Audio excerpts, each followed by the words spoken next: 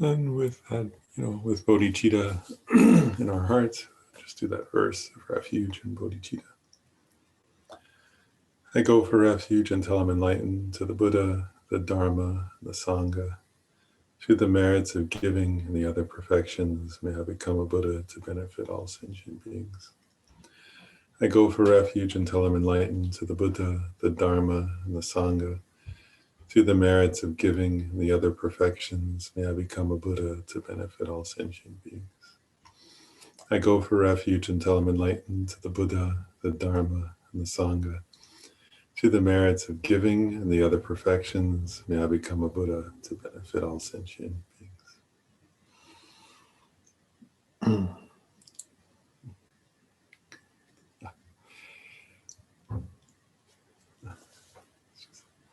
It's nice to see everybody.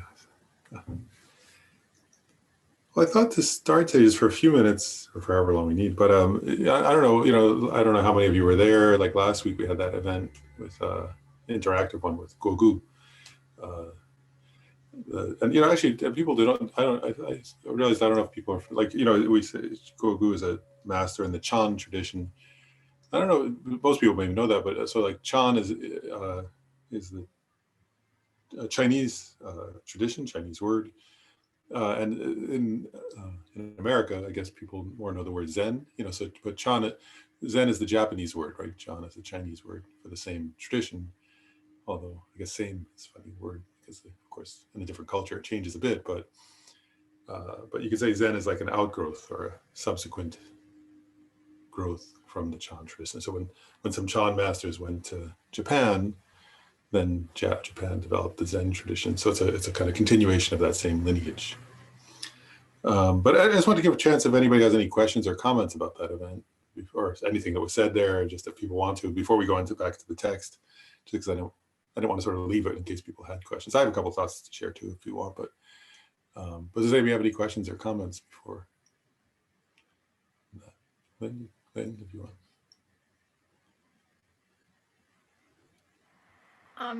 I thought it was really useful in terms of showing why we're studying different schools. I mean, I have to admit, I had a lot of resistance to doing this, and sort of seeing him and you explain the differences was actually very helpful, I thought. Oh, good. Yeah. Oh, that's good. Yeah, as you get exposure, like it's, I mean, actually, maybe I will ask people, just even people can like raise your hands. I was sort of thinking, we're almost, I mean, a couple, like today, maybe one or two more classes after today, and we'll finish the Vaibhashika school. And then we'll move on to another, I would say school of the vehicle of individual liberation. And I've been contemplating, what do people, I was sort of contemplating, there's a guy who I know through Facebook who's about to go become a monk in the Theravadan tradition. And I sort of thought, so he would be technically a follower of the Great Exposition, the Vaibhashika school. And I thought, I was sort of contemplating whether to invite him maybe to come for just a half an hour of one of these classes to kind of have a little short dialogue where he can kind of present his approach to meditation and his view of what exists and what doesn't exist, to see how close it is to what, of course, like, those, I mean, like you could think at Nalanda Monastery, there were actual followers of the Great Exposition school who were writing texts. And so this came, the Tibetans' knowledge of it came through there. But that was like 1,000 years ago or a little over, so like to see how much has it changed, like how much has the Tibetan tradition's understanding of those things changed, and then how much of those traditions themselves, evolve over time too, of course. I mean, but so I just thought that might be interesting. Would people be interested in that for the most part? Like maybe I'll send them a message and just ask if he's willing to join for like half an hour, something very brief, but I won't do a whole separate event for that, but just like kind of as maybe part of one of these classes, if he's willing to come in for half an hour and kind of present that. Again, because part of the point is like, if you start to hang out with other Buddhists, you start to realize these things are not just historical relics, they're actually how people practice, they're real practices that are being done. And actually just yesterday, because we were studying this, I'll just share this too. I was looking at, the middle length discourses of the Buddha, it's translated from Pali. And I was sort of reading them and going, oh yeah, you can really see like they're not the same. You know, some of the, even there's a, maybe I'll read it later, a quote from it, but there's a brief and a great discourse on voidness. And I was looking at the discourse on voidness, and you see it's not, the voidness being spoken of there is not the voidness of Nagarjuna. You know, it's a voidness that's in line with what's being discussed here. And if you haven't studied Tenets, you would read that and go, what is this? It doesn't make sense. It's not like the Heart Sutra, because it's not like the Heart Sutra. When they say voidness in the Pali Sutras, it's not the same, you know, it's shunyata, right? But it's not, well, in Pali it wouldn't be shunyata, I guess, but that's the Sanskrit word. But it's that, you know, emptiness, but it's not the same emptiness that Nagarjuna teaches. It's not the same emptiness as in the Prajnaparamita Sutras. And that's one topic I'll just mention briefly. The discussion with Gogu, really, one thing that was striking me was like, oh, wow, you really have to be careful what terms mean, don't you? Like sometimes I was realizing, even when reading his book, I was realizing that like sometimes we use the same word, but it doesn't have the same meaning. You know, you have to kind of understand what does a word mean in a certain context. You know, so the word emptiness can have different meanings in different contexts. The word selflessness can have different, you know, even according to different tenet systems, they mean different things. But that happens for real when you start talking to human beings, right? Like, you know, and that's not unique to Buddhism, right? I mean, I've noticed that just if you could say somebody says the word God, it's like, what does that mean? You know, and you realize different people mean very different things by the same word. And so we have to kind of listen to each other to know what we mean. You know, or in the case of tennis, we have to study, you know, what the school means by it. But you see where I'm going with that. So that was really striking to me with Gogu, is that like, you know, you really have to listen carefully to know what words mean. Jody, you have a comment? Yeah. I was a little confused when he was he saying that even though like Chan has kind of this different way of looking at things, he seemed very familiar with like our school and others, but it wasn't clear to me, was he saying everybody studies all of that, or was he just saying you should find a teacher who has studied other traditions? Well, it's a couple different things. And one is about him specifically. I think he got his, if I remember right, I think he got his own like PhD in Buddhist studies from Princeton. So I mean, he's done a lot of study just because he wanted to and sort of was interested in that. But he was sort of actually in the book he says more about this. That one thing he was sort of clarifying is that and he said it a little bit in the talk, is that I guess one point is like there's a historical truth I'll just share briefly, like that I'm sort of aware of, which was, you know, when Zen, specifically from Japan, first came to the US, or not first came, but when it was sort of being transmitted to the US more, because of historical reasons in Japan, like a lot of the Japanese monasticism, there was an emperor who disliked monasticism, so monasticism was sort of harmed or destroyed in Japan. And then a lot of the Buddhist institutions were weakened in Japan. And then, you know, of course, it was World War II, and there were all kinds of historical events that influenced Japan. So, so one issue is that by the time Japanese Zen was being transmitted to the US, a lot of the Zen teachers practiced Zen, correct? You know, they were practicing Zen, of course, but correctly, but there wasn't a lot of monasticism, and there wasn't a lot of deep Buddhist study of like traditional Buddhist sutras and scriptures in Japan anymore, which there had been previously, but it was lost, a lot of it, or decreased. So one thing he was saying was that the version of Zen that came to America had gotten somewhat divorced from more traditional Buddhist studies. And what he was pointing out was that traditionally Chinese masters of the Chan tradition were monks or nuns. You know, a lot of the masters were monks, particularly because of patriarchal sexism. But the truth is, so like those monks before, like in addition to their study of practice of Chan, had studied Buddhist scriptures, is what his point was. You know, they were like, you know, if you think, and actually I do think that's an important point. In America sometimes, even with a lot of things, you know, there's a sort of, oh, we just meditate or something. Whereas, you know, if you go to any Buddhist culture, you know, where Buddhism has sort of been practiced for centuries, it's not like that. And so the monks there would be chanting sutras, would study sutras, would read sutras, and so on. So it wasn't like they would only, you know, in Chan practice, you just sit, you know, is one version of it. Actually, that's Japanese. They say just sit, shikantaza. is a Japanese word meaning just sitting, which Gogu was saying comes from a Chinese tradition, which is not exactly correct to say just sit, but there's a lot of sort of sitting meditation. But what he was pointing out is that in China, those same teachers who had practiced that at one point were also studying scriptures, studying sutras, and so on. They wouldn't have been aware. I mean, they wouldn't have studied Tibetan Buddhism much, if at all. But I think he has a little bit, not a lot either, actually, to be honest. But he studied the sutras in Chinese because he was interested in that. But so I think he's studied more than the average Chan master. And he said that one time I was talking to him, and he was saying that his teacher emphasized study a lot more than most. So he studied, therefore he followed his teacher's example. But I think he was pointing out that most actual Chan monks would do a fair amount of study apart from their Chan. But Chan is not about studying the sutras, but those same people were Buddhist monks, so they would also study like Vinaya and some of the other sutras. I think that's one point. Either Cynthia or Sujata, either order, it doesn't matter. Thank you. So do they also have lineages similar to Mahayana? And are all the Chan and Zen traditions considered Vaibhashika? No. So a couple points. One is Chan and Zen are actually considered Mahayana. They do take the Bodhisattva vow. So they're considered Mahayana traditions is one point. And so they study, so they would say they take the Bodhisattva vow. And if you, like some, Chan and Zen masters will give a version of a Bodhisattva vow. It's not identical in words to some of the Tibetan wordings, but it's the same essence, the vow to achieve enlightenment for the welfare of all beings. I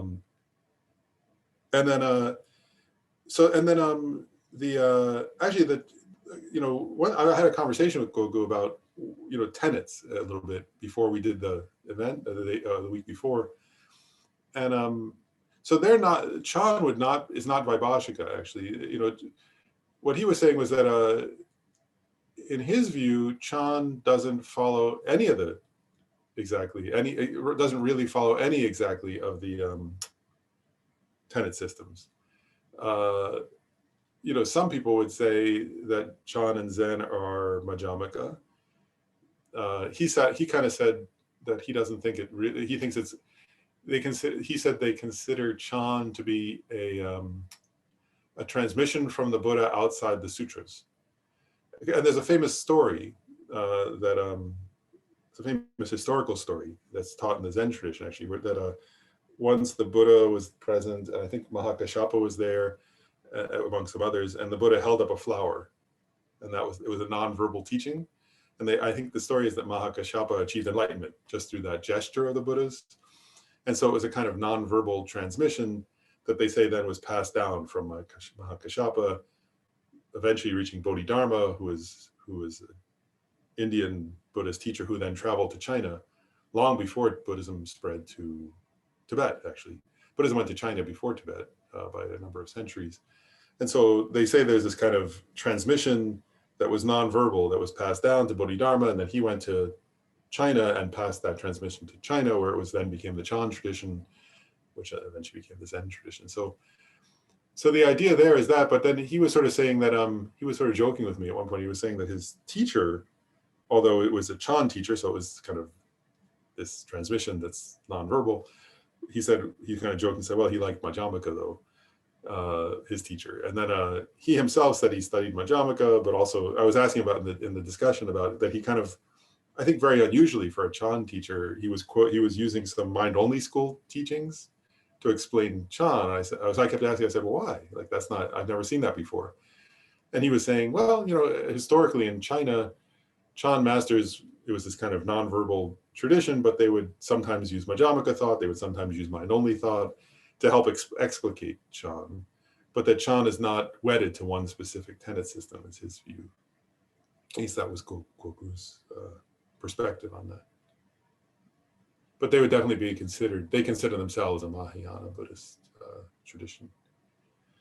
And they're not the only tradition, of course, in China. There are many Buddhist traditions in China. There's Pure Land schools, and there are other schools. And one thing I got curious about from talking with Gogu, which I don't know anything really about, is that, what I do know this part, that there were many, many times throughout Chinese and Tibetan history, many examples where Chinese emperors from different, what's it called, different periods, different empires actually, would invite Tibetan teachers to come to China to teach Buddhism. And they would found temples and found monasteries and found schools. And so there's a long history of Tibetan Buddhism being taught in China, that is clear.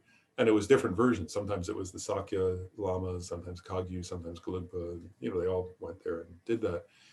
And what's not clear to me is how much interaction those Tibetan teachers had with Chan and other Chinese Buddhist masters while they were there. They must have had some, because they were all there in the capital. You know, they would be representatives of different Buddhist schools, of course, because the emperors would invite different Buddhist teachers to come. And they had a great emphasis on Tibetan teachers. So there were a lot of Tibetan teachers who came, but I sort of got curious, and I don't know the history of that. I'm not sure it's been written. I haven't seen it. Like, how much interaction did, say, a Chan master who was in the capital have with the Tibetan master? I just haven't seen that yet, but I kind of got curious about that. But there clearly must have been interaction, because there was centuries and centuries of different Tibetans going to China to teach. There are a lot of stories of like Chinese emperors sending, what's it called, like emissaries to Tibet, demanding that Tibet, like if a Tibetan master became very famous, then a lot of times a Chinese emperor would send somebody demanding that they come. And then there are all these stories where some Tibetan teachers were happy to go to China, you know, to go teach and help others. And then there are others who like Tsongkhapa was like this, where he would hear from locals that the emissary was coming, and he would leave. And he would go up to some mountain, like, you know, he would go up and climb a mountain and meditate in a cave for a while until they left, because he didn't want to go to China. And then eventually they found him, and then he sent one of his students to go. He really didn't want to go to China to teach. He wanted to stay in Tibet and keep teaching. But so there are funny stories about that. Anyway, I'm going off on a tangent. But I think that was your question, right? Did I leave any part out? And then Sujata had a comment here. I'm often confounded by this idea that we're already enlightened, and how it sits in the Chan and Zen traditions, as opposed to, say, in like Tantrayana for us, or maybe just the notion of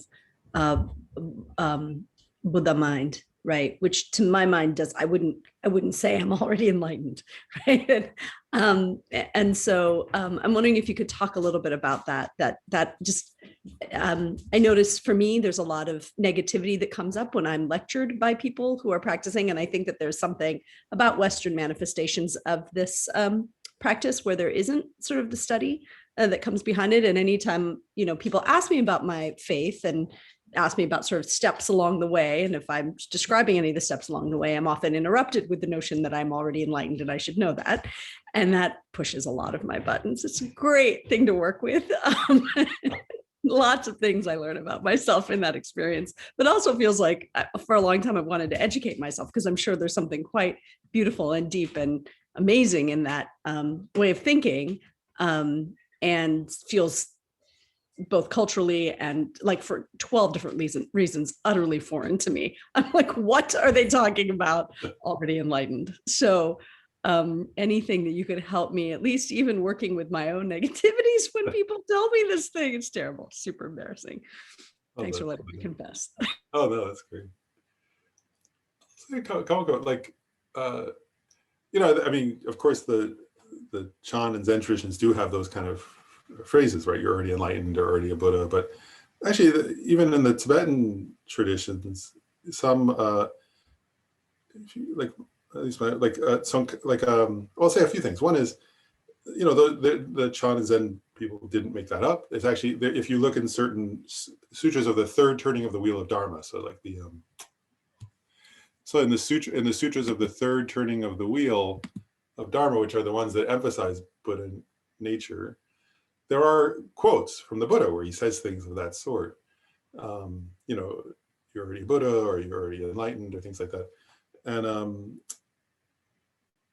so that's one point. So it's not like made up. And then within the different Tibetan traditions, there are different positions on that. Like, so there's some Gelugpa teachers Tsongkhapa himself, so therefore the whole Gelugpa tradition says that's not a definitive teaching. That's, you know, kind of an interpretive teaching to be interpreted.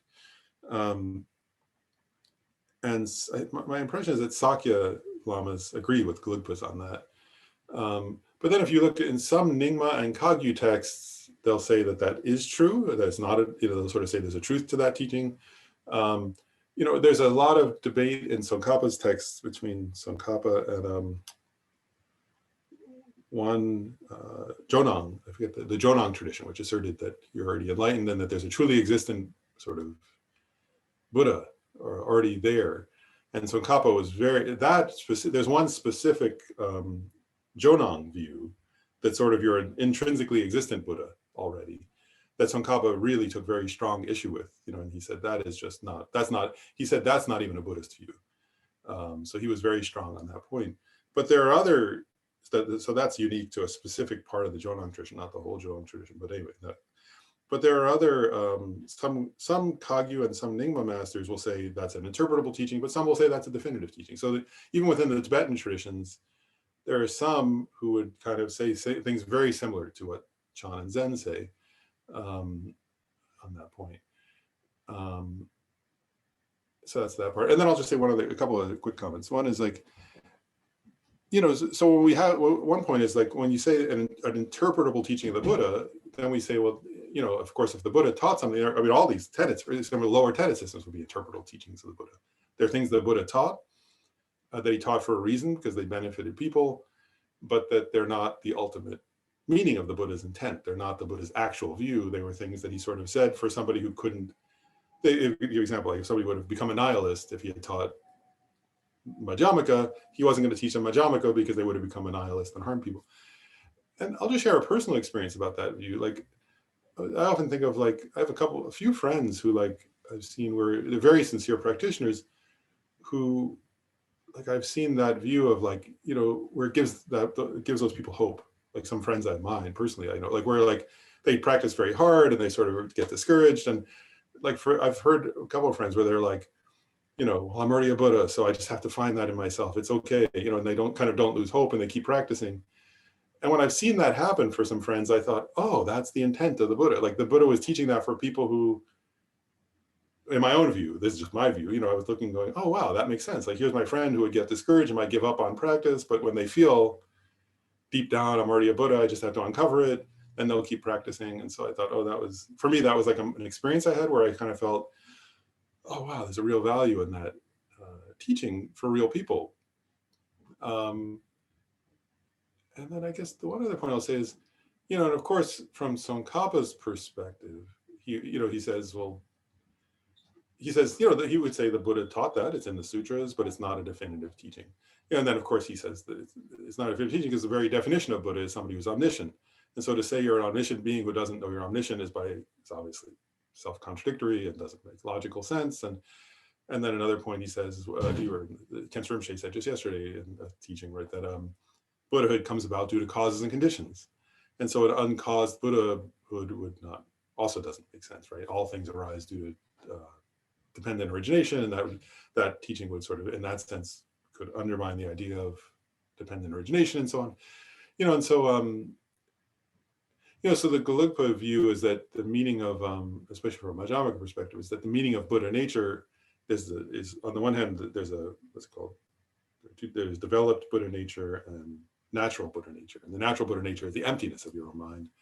And developing Buddha nature is your natural capacities for good things, for kindness, or, and so that's a Gelugpa view of those topics. But there are other schools, and there are some Buddhist texts that will say things like, that will sort of use phrases like you're already a Buddha, or you're already enlightened.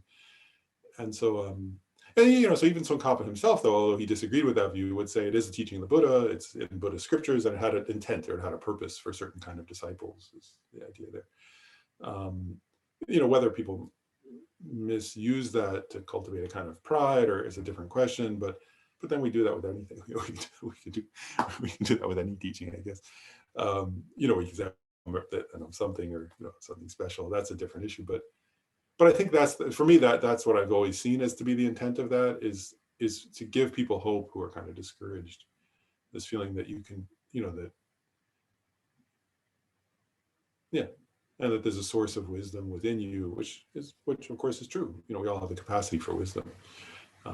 which is part of that developed Buddha nature, that we can, that we can sort of, we have a certain intelligence as human beings, for example, that we can then use and sort of kind of, that, I mean, but to say that that's actually a Buddha, of course, for the reasons Tsongkhapa said, doesn't make logical sense. That's a different issue. Yeah, and the way Gogu presents it in the book, he's grounding it in this idea of Buddha nature. So he's grounding that idea in the third turning of the wheel of Dharma, where he says it's Buddha. He says silent illumination is Buddha nature. He kind of identifies it with Buddha nature, and then says, therefore, you're already enlightened. So he's kind of taking those lines from those kinds of scriptures and using them in that way. So that's why I thought some of his teaching, some of the way he presents Chan in that sense too, really is connected to this. To the mind-only school, because those third turning the wheel, when you interpret them in that way, it's closer to the mind-only school's view of Buddha nature, not to the Majjhimaka view of Buddha nature. That was super helpful. Thank you. Oh, good. And I'll say a couple of very quick thoughts about that. One thing I was reflecting on, just as my own reflection I want to share briefly, is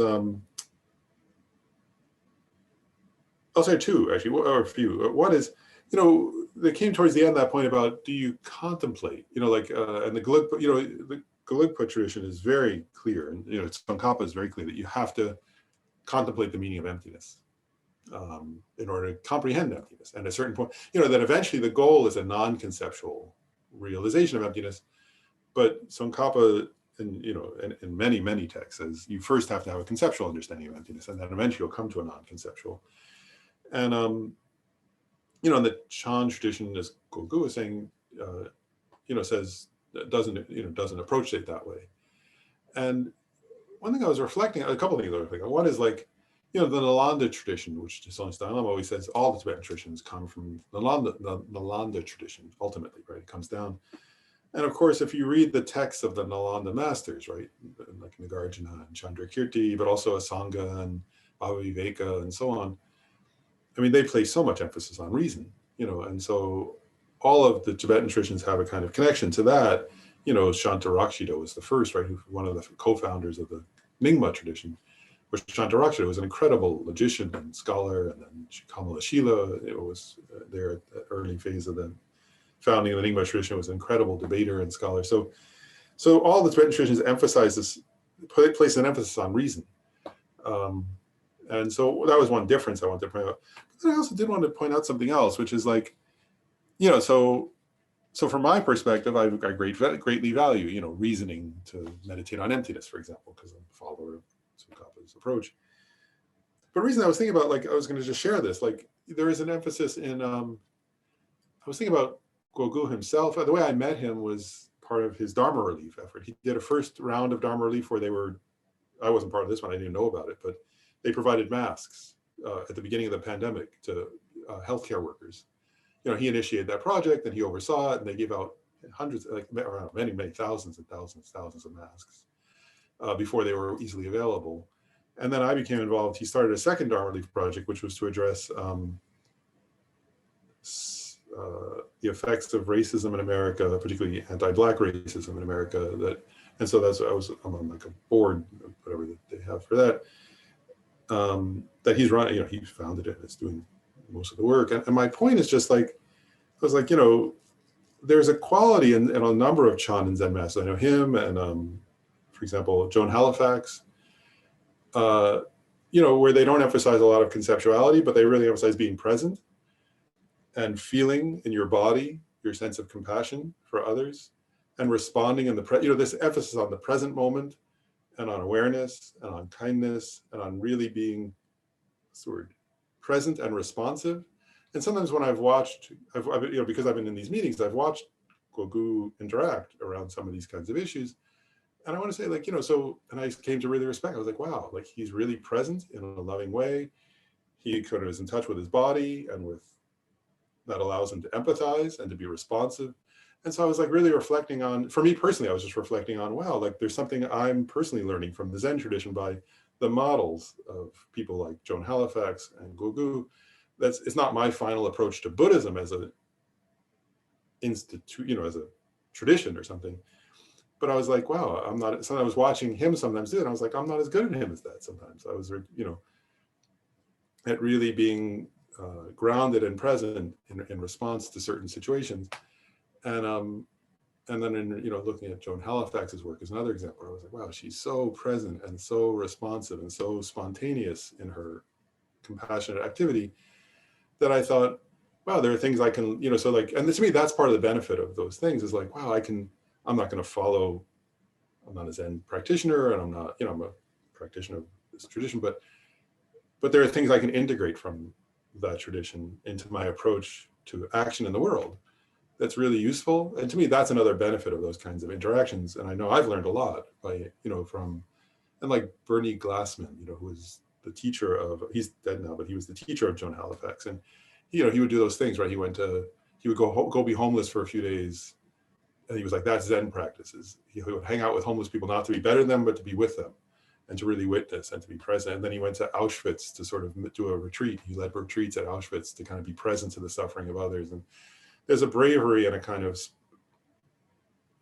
groundedness in some of those teachers that, you know, well, if you were to say, is his doctrine exactly correct from Nagarjuna's point of view? I don't know what you would have come to. I'm not sure, but I haven't studied his writings enough, Bernie Glassman's. But when you look at just on a human level, in terms of his practice of bodhicitta, it's quite wonderful, you know, and of altruism. So my point is like, I think we can learn from each other in these ways from other traditions. And even if there are differences in certain philosophical points, oftentimes if you listen carefully and observe, it's like, wow, there's something very valuable for me, there has been anyway, in that way. So I just want to share that. That's all. Those were the main things I personally wanted to share. Actually, maybe I'll just share one last thing and then I'll drop this whole topic.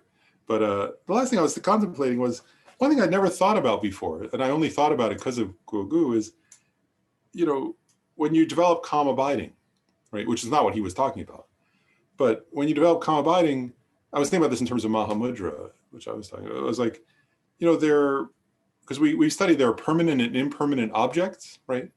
There is a, you know, like, so in Buddhism, most, like, you know, we often say all things are impermanent, but that's not quite true according to Buddhism, right? If impermanent means changing instant to instant, the breath is impermanent. It changes instant to instant.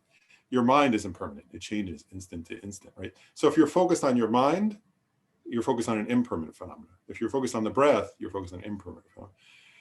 But if you create a mental image of the Buddha as your object of meditation, that's not a functioning thing, right? It's a mental image. According to Buddhist epistemology, that's not an impermanent phenomenon because it's not like a metal statue of the Buddha is impermanent, right? It's an object. But an idea, a concept, is not impermanent in the sense that it doesn't change instant by instant. It's impermanent. It's not eternal. Our concepts can change. But if we create a sort of conceptual idea of something, that's not a functioning thing according to Buddhism that changes instant by instant. It's an idea. And so I was thinking, wow, there are permanent and impermanent objects of meditation. I just hadn't thought about that way. Sometimes we can meditate on an impermanent object like the breath, but sometimes you could meditate on a permanent phenomenon. And I was always like, oh, I had never really thought about it that way. So it's sort of Cynthia. Yeah.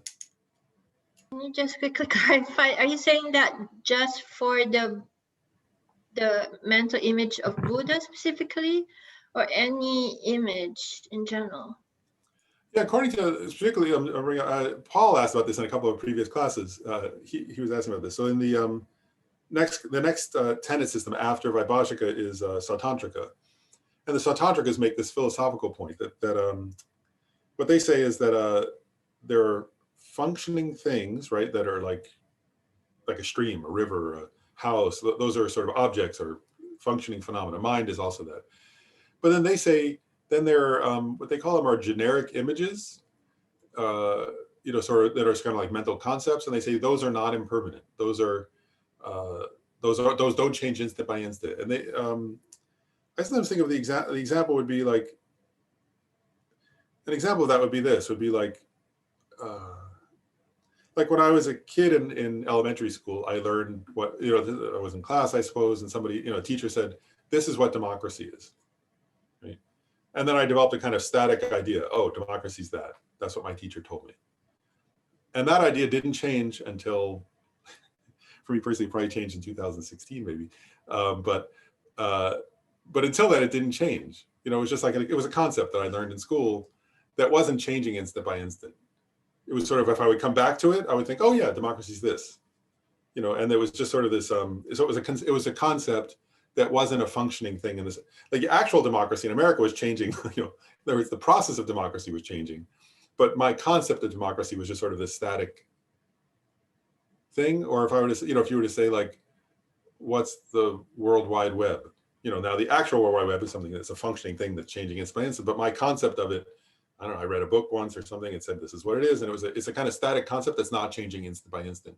So they say that there are certain, like, what's the word, mental phenomena. So an example of that could be like a Buddha. So if I think, so the same thing, if somebody said, again, it can change if we change it, but but my concept of Buddha is not changing instant by instant. If I study and learn something new about the Buddha, then maybe that changes my concept of Buddha. But it's not something that's changing moment by moment in the way that an actual Buddha would be, if that makes sense. So that's so according to that school, there are certain concepts that are permanent in the sense, not permanent in the sense of never changing, but permanent in the sense that they don't change instant by instant. Anyway, we'll get more into that when we study that tenet system, actually. It's confusing to me, but I'll have to meditate on it. That is a confusing topic. I don't blame you. It's actually a very confusing topic. It's one that I still sometimes have questions. I mean, I understand it now in the concept that I just used it, but there are certain examples where I still have questions that I have to ask Kensei Rinpoche. There are certain points that are like, seem difficult. I remember reading Jeffrey Hopkins, and he was saying he was still struggling with some parts of that. In a book, he said that he was still struggling with some parts of that particular tenet. So you're in good company if Jeffrey Hopkins is confused. But all right, I guess maybe we return to the text now. So for those who have by the way, if anybody doesn't have a copy, you can get one. We can email it to you. Dondrup has them, and they're on my computer too. But we're up to, if you have it, we're up to the page that's labeled number 4 at the bottom. And so we're still in of course, the Vaibhashika, or Great Exposition School, the first of the 4. And we're up to point 5, which is the way of asserting object possessors.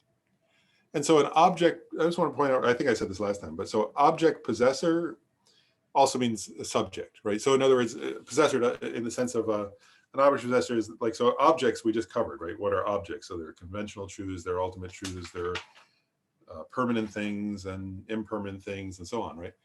And so part of what they were getting at that is, so those are objects, but then what's the subject, right? So an object possessor, another way of saying that is a subject, right? The perceiver. And in this school, there are 2 types of, we'll use the term object possessors, that's what it says here, but you get what I mean. Object possessors are perceivers. So who perceives those kinds of objects? And so, and actually, I don't think it's totally clear in the text, but I'll explain it. There are 2 types of object possessors, or 2 types of subjects. The first is persons, and the second is consciousnesses. Does that make sense? So there are 2 ways of thinking about who perceives. One is to say people perceive, sentient beings perceive. You could say sentient beings, right, is more accurate. But they use the word person here. Person doesn't mean human in this context. Person means a being, a sentient being. So like a ghost would be a person, or a dog would be a person. But anyway, so there are 2 types of object possessors. One is persons, and the others are awarenesses or consciousnesses. And Jetson Choki Gelson in this text first presents the persons one, and then consciousnesses or awarenesses. So we'll go over them in that order. And so the first, he says here about the persons one, he says there are various assertions. And the way this translator says it, he says, most of the 18, so remember there are 18 sub-schools of Vaibhashika, and he's kind of, so they're covered all together. One of them is Theravada, we went over that. Anyway, he says most of the 18 sub-schools assert that the mere collection of the five aggregates asserts the mere collection of the five aggregates to be the illustration of the person. Then he says, the proponents of the great exposition school from the Western region assert that the mental consciousness is the illustration of the person, and so forth. Then he says, the Kashmiris assert the continuum of the aggregates to be the illustration of the person. So a few points here. One is, this is really like, according to this school, and it's an interesting point here, like a few things that are worth thinking about. One is this phrase, illustration of a person, illustration of the person, right? What they're getting at in a way is this, is that, and again, for those of you who've studied Majjhimaka, which is most of us, right? It's subtle. We're getting at something subtle here, but what they're saying is, first of all, there are, I mean, obviously these are Buddhists, so they're teaching selflessness, right? But there has to be a person who exists, right? That's the accumulator of karma, for whom karma is created, who accumulates karma and experiences karma, who interacts with others, who practices the path, who eventually achieves enlightenment, and so on, or liberation. And so from these schools' perspective, actually everybody other than the Majjhimakas, they say, well, when you search for the person, they'll say this, there's not, like this school would say, there's not a permanent, unitary, independent self. There's not a self-sufficient, substantially existent self. But there is a person, there is a self that exists, right? And so there has to be findable. Now, if you're pressing Ika Majjhimaka, you would say, wait a second, that's problematic. But this school says, no, if you can't find anything, then you're a nihilist. If nothing exists at all, if there's no person at all, then you're saying no person exists and there's no karma and there's no enlightenment. So this school would say, you can't find for example, a self-sufficient, substantially existent self, but there is a self, right? There is a person. And so they would say, what's the person, right? And this school, so some in this school would say, well, it's the five aggregates, those exist. Others in the school would say it's the consciousness. Actually, in one point, because again, these are Buddhists, right? So one point that's worth noting is if you say it's the mere collection of the five aggregates, right? So you'd say, when you search for the self, there's no permanent, independent self, and so on, right? But they would say, well, but the five aggregates exist. Now, one problem there, which is why those of the Western region disagree with the majority, is Buddhists say there's a formless realm, right? And in the formless realm, there's no body. So there were some, right, in some of these Vaibhashikas, when certain Vaibhashikas said, well, what's the illustration of the five aggregates? What do you find that continues and that accumulates karma? And that, some would say, well, it's the five aggregates, right? And then other Buddhists would say, wait a second, there's a formless realm where there is no form. So if it's the five aggregates, then that doesn't make sense. Those beings only have four aggregates. They're in meditative state. They take rebirth in this meditative state where they don't have a body. They're just, there are four different formless realms. So one is like infinite consciousness, for example. Somebody who meditated on infinite consciousness and they take rebirth just as a consciousness in a realm of infinite consciousness. So they would say, you can't say it's the five aggregates. So they would say, no, so it's consciousness, because consciousness exists in one with a body and one without a body. And then others said it's the continuum of the five aggregates, right? And why is that important? Because they would say, well, so-and-so was a person, was a human being, and then they died and they became a god, and then they died and they went to the hell realm. And so which five aggregates is it? They would say, was it the human five aggregates, or was it the hell realm five aggregates, or was it the god realm five aggregates? Which is the person? So then in order to kind of uphold the idea that one could take rebirth, they said the ones who didn't want to say it was consciousness could say, well, it's the continuum of the five aggregates. That's the person, because that always exists. And in one life it was the human body and mind, and in another life it was a hell realm body and mind, but there was still a body and there was still a mind. So that's the basis. That's the illustration of the five aggregates. But do you see my point here? What they're really getting at is that that from their perspective, there has to be something that you can find, right? That that practices the path, right? And actually, if you sit with people who are first, who are getting involved with Buddhism, that's a question that comes up, right? You say, I remember, I remember that when I was an undergraduate studying with Jan Willis, and we were studying selflessness. And I remember I was very brand new, and I went to her and I said, well, then who becomes enlightened? And she said, well, keep practicing and you'll find out, or something like that. He was very kind and patient with me. But, it's a question that arises, right? Like, who becomes enlightened then? And so this school, which differ, now the Prasangikas would disagree with this, of course, right? Prasangika Madhyamikas would disagree with this. But this school says the illustration of the person is one of, you could say it's the consciousness, or you could say it's the 5 aggregates, or it's the collection of the 5 aggregates, or the continuum of the 5 aggregates. But the point is that from this school's perspective, there has to be something that you can find, and they don't refute. Or is, and for those who have studied the Heart Sutra, right? The Heart Sutra says there is no form, no feeling, no discrimination, no compositional factors, no consciousness, right? Those are the 5 aggregates.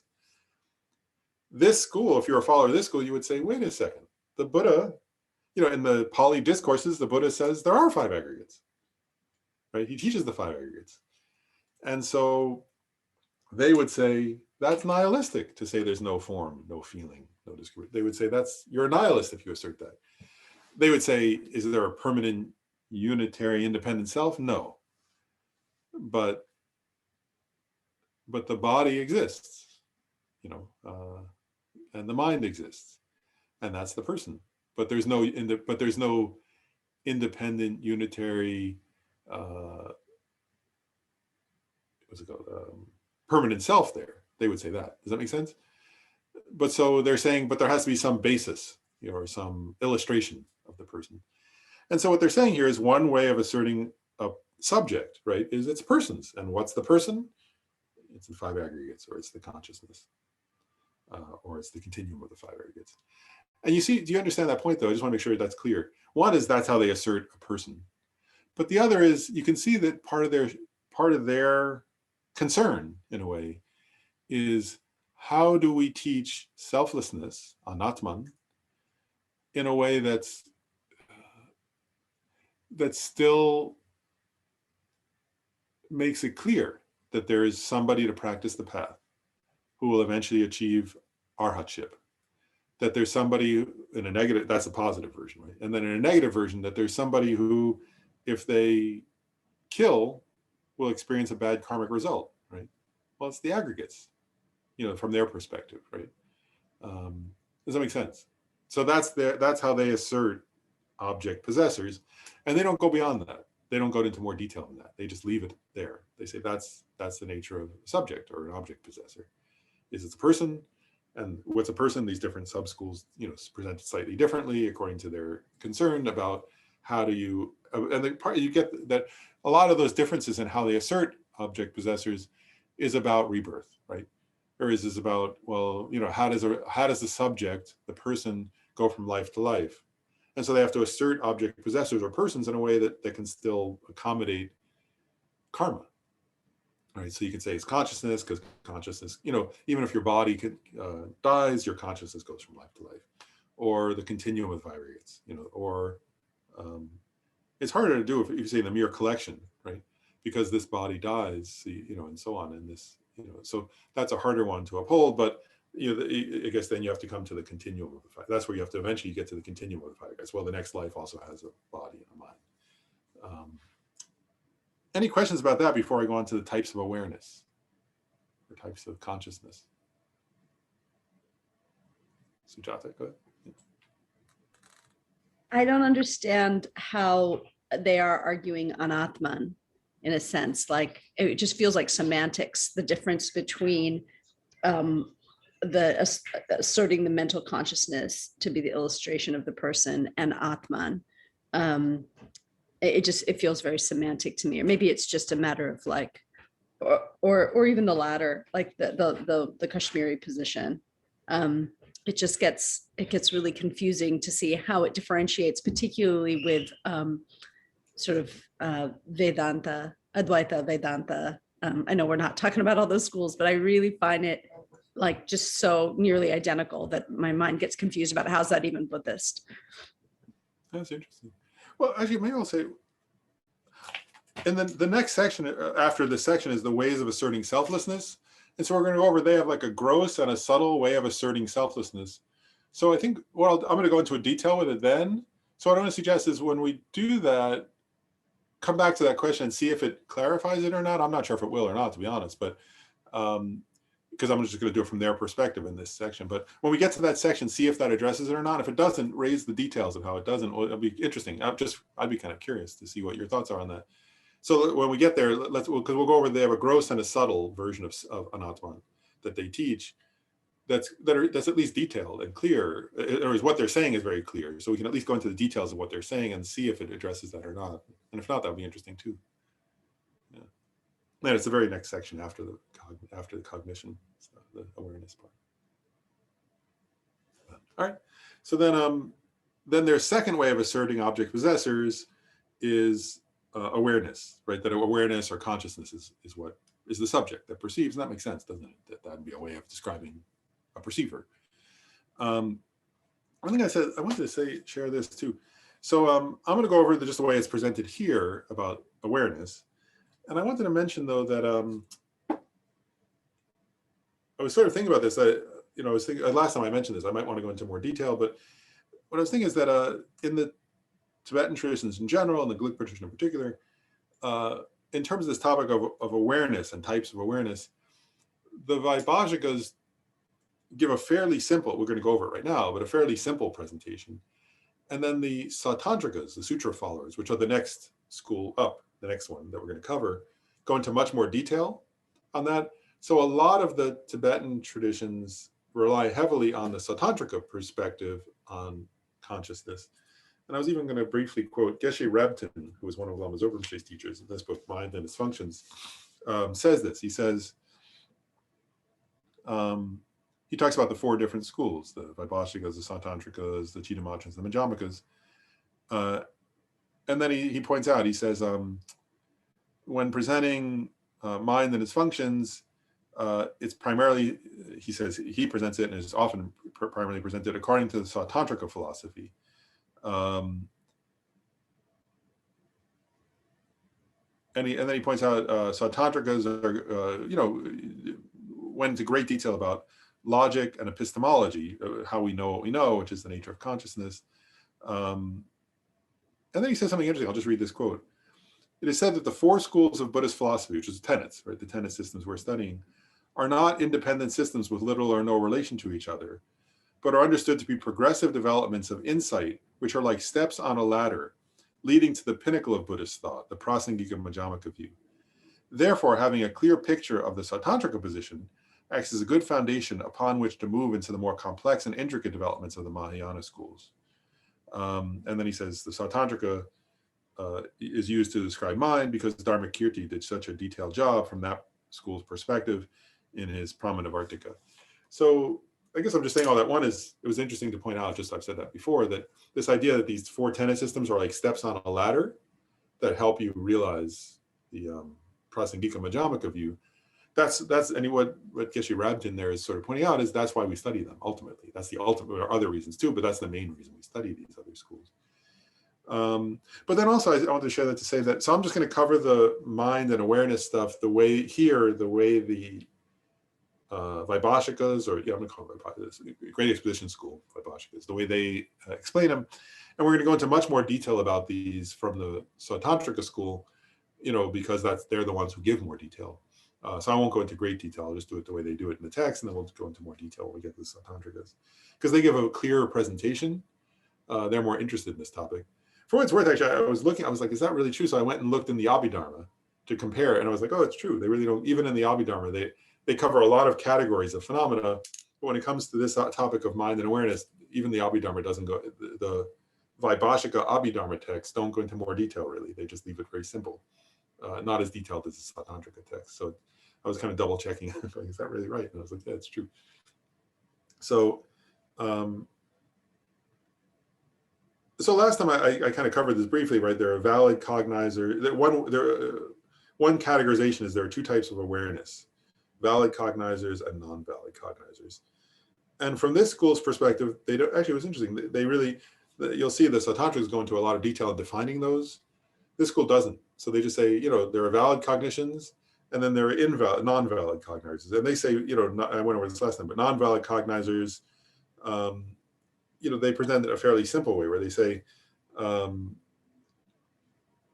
non-valid cognizer in general can be caused by, what's the cause? And these are typical, right? Like if you have jaundice and you see a mountain is yellow, that's a non-valid cognizer. It's not really a yellow mountain, and it's caused by a defect in your eye consciousness, right? I went over this last time, but if a person is totally enraged and they see, sometimes you have people say, I think if everything went red, right? They literally see the world as red just because it's so much blood flow, I think, or something. But anyway, it's not literally red. It's caused by an error in the person's eye consciousness because of their being emotionally overwhelmed. Or when and the other example, right? Again, when you spin a fire, if at night you're by a bonfire and you pick up a stick and you spin it really fast, it looks like there's a wheel or a circle there, but there's no actual, and they sort of say, well, that's a non-valid. If you say there's a circle, that's a non-valid cognizer. Your eye's seeing a circle, but they know it's not really a circle. It's a stick that's just one stick and it's being moved. So they present that in that fairly simple way. But then they would say, grasping at a self-sufficient, substantially existent self of persons would be an example of a non-valid cognizer. So they would say that's one of the examples, and they would say, and that's caused by previous familiarity with ignorance, grasping at a wrong understanding of the self. Gabe has his hand up. So Gabe, do you have a question or comment? Yeah, hey Lauren. So, because I always get confused when you start talking about valid cognizers, and I don't think I ever understand that exactly what they mean by that. Like, is that like a cognizer, like a valid cognizer it's something based on reason, and non-valid is not based on reason? I don't think I've ever understand like what is the difference. I get sort of like the example that you gave, but I don't know. I think I need more. Yeah.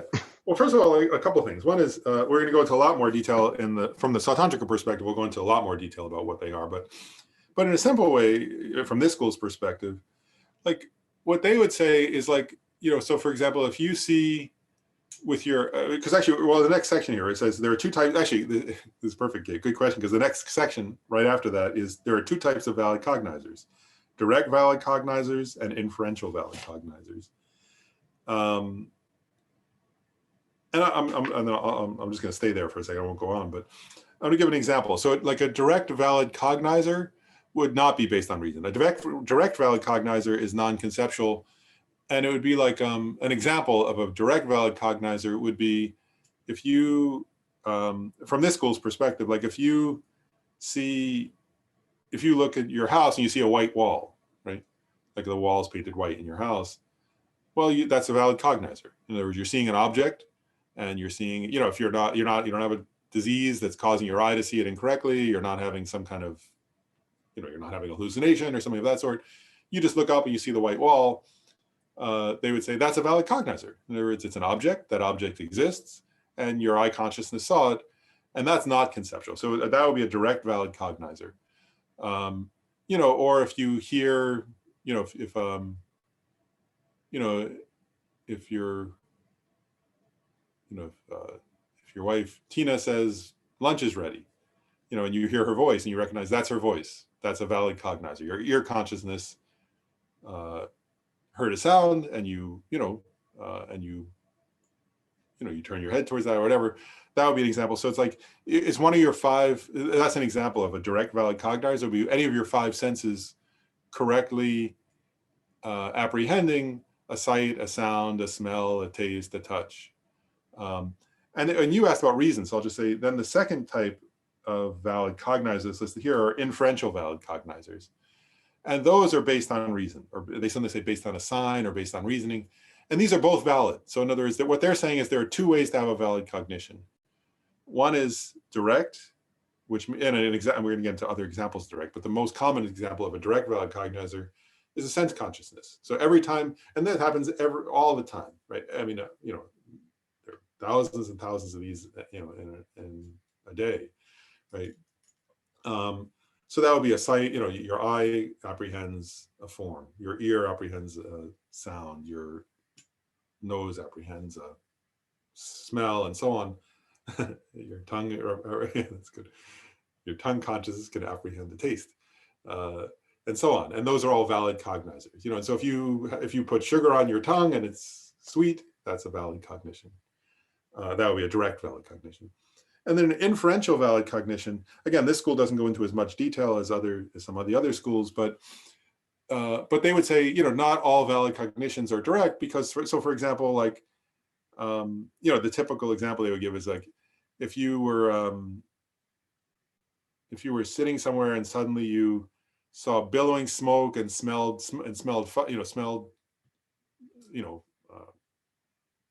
fire, I guess, smelled smoke. You smelled smoke and you saw billowing smoke and you recognized, you know, in other words, you don't have to go get burned to call the fire department, right? In other words, you can have a valid cognition based on reasoning. So you could think, so you might do a reasoning. Oh, wow, if there's billowing smoke and the smell of billowing, if I smell smoke and I see billowing smoke, there's fire, let me call the fire department. That would be a simple example of an inferential valid cognition. Whereas due to billowing smoke, you deduced that there's a fire. John has.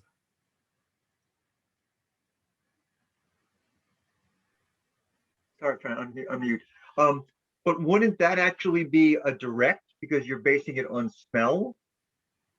So the smell is of smoke, but then if you know there's a fire, like what we know is that there's fire, like you're not actually directly perceiving the fire. You're directly perceiving the smoke of the fire. Okay, so you're actually not seeing a flame, you're simply smelling a smoke, and you're making an assumption or you're reasoning that there's fire behind the smoke. Exactly, that's it. Yeah, so yeah, because I mean, if you saw the flame, then you directly perceive fire. But if you're smelling and seeing smoke, you didn't directly perceive, you know. And then if you call the fire department, you say there's a fire, you know. If they, well, for example, they wouldn't say, well, did you directly perceive the fire? You know, if you said my house is filled with smoke and I can't breathe, and you know, they would trust your inferential cognition and they would send the fire department out, and they wouldn't say no, go get burned or go directly see the smoke with your eye consciousness. Because everybody recognizes that's a valid form of cognition that's based on reasoning. Does that make sense? Or it's not complicated reasoning, but we use that kind of inferential cognition all the time, like in daily life. You know, like so inferential cognition could be of something very very exalted, like selflessness. But what they make the point usually in these is that inferential cognition is just part of normal life. If that makes sense. So this would be an example. Somebody, oh, that's Cynthia. Just to further get clarification, is direct cognizer before discrimination or after discrimination? Or does that matter? Say discrimination, you mean of the 5 aggregates? Yeah, like, you know, when we sense and then we start to discriminate. Oh, I see. Let's see. I'm pausing because I'm thinking about from this school's. I don't think this. I'm not sure this school. I mean, according to the Vaibhashikals, I've never seen anything that says this school answers that question specifically. You know, from this school's perspective. So I'm not sure from this school, but I've never seen it from a Vaibhashika perspective. But my own, I guess, thought would be that the yeah, I'm pausing because there are some people, like some schools say that sense consciousnesses themselves can discriminate, and others sort of say that it's the mind that discriminates. So I guess it would depend. I don't know what this school's view is, to be honest. I'm not sure I'm not sure this school clarifies what its view is, but one thing you can say is this: is so if we think of discrimination as I'm gonna you know, I think this school would say it's mental, but I'm not certain about that. So if discrimination is mental, then direct valid cognition could be before discrimination. You know, so like if the eye consciousness sees blue, that's a direct perception, and that could be, yeah. So I think it could be before, but I'm not 100% sure from this school's assertion on that. because usually we think of it like ordinarily we think of it that way, right? Like my eye conscious perceives something and then my mental consciousness sort of discriminates what it is. But there are some schools that say that like the eye conscious itself can do a certain level of discrimination. So again, I'm just not sure what the Vaibhashikas say on that, but in general, I would say usually, I mean, ordinarily we think of it as that first there's a direct perception and then discrimination, but there are exceptions to that. Lauren, I Yeah. have a question. Oh. Do they address from whose perspective it's valid? For example, if someone has a vision, some people would say that's valid, other people would say it's a hallucination. So how do they look at validity? That's an interesting point. Yeah, I'm just thinking about it because from this school's perspective, right? I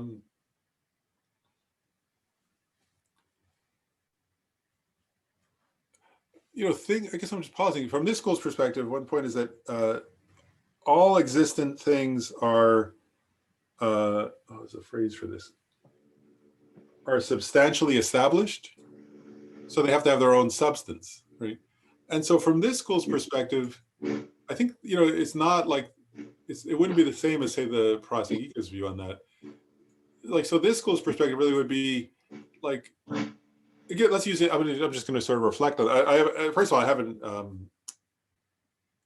I've not ever read somebody specifically ask that question, but if you think logically from this school's perspective for a second, like this school does teach, I'll give an example. Like this school for sure has examples of art, like say Shariputra and Mahamoggalyana and so on, those arhats, right? That sometimes they would see things that other people couldn't see for sure. And this school's scriptures would accept that completely, right? That this, so like that they could, for example, see hungry ghosts and they could see God realm beings that ordinary people couldn't see because they had that level of meditative ability and so on. But I guess from this school's perspective, if you think about it, the way they would differentiate that is, does that object have its own substance, right? So in other words, and they would say, well, God realm beings don't have bodies like humans do. It's a different kind of body. It's a body made of different kind of substance. But this school would basically say, if it has its own substance from its own side, then it's existent. And if it doesn't, then it's not. So that's, I think, how they would differentiate it is like, they would say like, so for example, if somebody said, oh, I saw a hungry ghost, really the question would be, well, did that hungry ghost exist from its own side? Did it have its own substance? Did it have its own body, that it itself perceived and that others could perceive, for example? And if it did, then it exists. But if somebody had they would accept that there are such things as hallucinations, I would think. But they would say, well, the person's seeing something that does not have its own substance, so it's non-existent. And they would go back and say, so that's a non-valid cognition because you're seeing something that doesn't have its own substance from its own side. Because that's really how this school differentiates existence from non-existence, is does something have its own substance, there's a phrase they use, is it substantially established, which means having its own substance. They say substantially established. So substantially established means it's established from its own side with its own substance. And the same thing, like, so if somebody saw, let's say saw a mountain, right? Well, the question is, are there atoms there of a mountain? If there are, then that mountain exists. Whereas if you went, like there are stories of like a magician's illusion, right, where somebody a magician did a trick and you saw a mountain, but there was no mountain there or something. But they would say, well, when you went and looked, or somebody later investigated, there was no, it was just a magician's trick, and there was no substance there. It was just, so that's how they would differentiate it. Really, is does the thing have its own substance, or is it substantially established? Is another way of saying the same thing. Thank you. And Gabe, did that answer your question okay from this school's perspective, or did you need more on that? For the two types, you get the point. There's two types. There's the direct and there's inferential, and those are both from this school's perspective. Those are both ways of validly cognizing. But from this school's perspective, I think one way more point is that you would say a valid cognition perceives something that exists, and that exists from its own side, and and this school doesn't go into more detail. It just says in a way that's not faulty. And so they give these different examples, like you don't have jaundice where you're perceiving a white mountain as yellow. You don't have, whatever, there's not some flaw in your logic, or if it's a direct valid cognition, it means there's not a flaw in your organs, right? Or your ear consciousness, eye consciousness, tongue consciousness. And if it's an inferential valid cognizer, there's not a flaw in your reasoning process. So they really view it from that perspective. Did that answer your question though about what is valid cognition from this school's perspective? I think so. But I guess I don't want to get wrapped up in my understanding, which is now based on this school's perspective on valid cognizers, because I think it's more based on the senses cognizing, but then I'm going into other, my understanding from other schools' perspective into it, and I'm getting confused by that. So I'm just it's fine. I just need to understand how this school views that. So okay, yeah. So at least that answer that. Okay. Yeah, thank you. Okay, good. And one thing you will see, everybody, what you'll see as we go along is that it's going to get like the Vaibhashikas, particularly on this issue of valid cognition, become more subtle, and it's interesting. They make some very interesting points, which then Prasangikas will disagree with some of their points. But it's really useful to I just want to say that it's very useful to understand if you go through and see how this school gives a fairly simple presentation on valid cognition. Then the Sautantrikas the sutra followers are going to give a more subtle view, which is actually makes points that are important.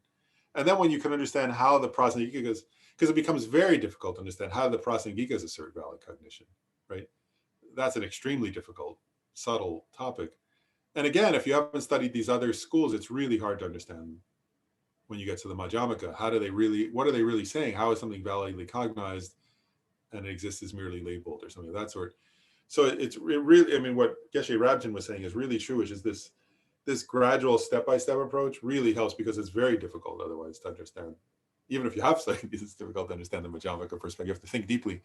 But without studying this, it's almost impossible, I think. So so it's very useful for that. So again, this school's view is more simple and doesn't go into as much detail. But you'll see the Sautantrikas go into a lot more detail on this topic. And one other quick comment I'll make is also like and Gabe, I think I don't know if this is related to your comment there, but one thing that in Tibet, the Dalai Lama sometimes points out that like Shantarakshita had studied quite a bit. I mean, he was a follower of this Svatantrika Madhyamaka school, but he had studied epistemology quite a bit.